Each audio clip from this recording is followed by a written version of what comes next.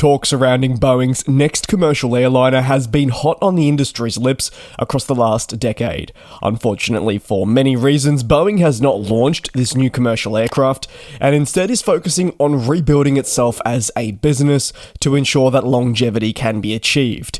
However, Boeing has also taken the opportunity on multiple occasions to discuss the prospect of this new plane alongside what its current priorities are. And as we move into 2025, which is unfortunately the midway point of the decade, it would be largely one to forget, but equally is a very important focus moving into the next 5 to 10 years. As reported by the Wall Street Journal, and thanks to the company's chief executive who is new, that being Kelly Ortberg, the plane maker is really just looking to stabilize its business and move past all these lows that it has experienced in recent times.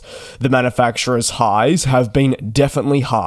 However, equally the lows have been incredibly low, and Ortberg firmly believes that change is the only thing that is required. Interestingly, the report further stated that the plane maker was tired of hearing the persistent negatives surrounding the business lately, and I personally feel that you're going to have some very strong thoughts on this.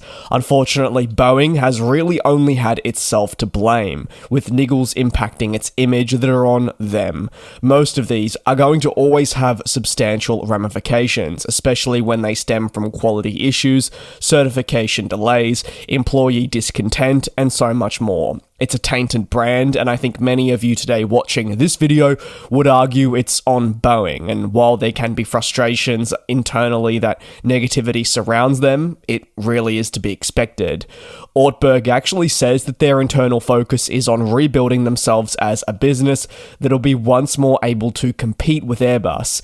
The gap between the two plane makers has naturally grown to colossal levels over the last 5 years, with one manufacturer seeing planes grounded on a persistent basis, an inability to get new aircraft certified, and so much more. While there have been gaps obviously also in output levels, further concerns have been present about the plane maker's financial position if it is not able to start increasing production on key aircraft programs, such as the 737 MAX, soon. During the most recent strike, Boeing saw many of its fundamental employees responsible for building the MAX actually walk off the job, and given that this is their arguably most important series, at least when it comes to output, the ramifications are always going to be more than felt. However, even with those employees back, as you may recall, Boeing was able to rectify the strike action and put forward a new deal that was approved. The Federal Aviation Administration, or just simply FAA, has barred Boeing from increasing productions to the rates it would like for fear of the impact this would have on the ongoing turnaround efforts and investment in safety. Basically, if Boeing were allowed to increase, there's that concern that the focus would no longer be there, as Boeing's priorities would shift to trying to only increase production, and that's when you may find new quality issues come in. But how does all this impact Boeing's next commercial airliner? Well, I've taken a little bit of a look at what the last 5 years have held for the plane maker, and much of that next commercial airliner has remained under wraps. However, the consensus has always been that maybe a middle-of-the-market plane would be the most optimal choice to progress with, at least if we're talking now. Unfortunately, with the financial impact, Ortberg confirmed that they're burning through billions of dollars, which has been known for some time but is equally becoming an increasing concern.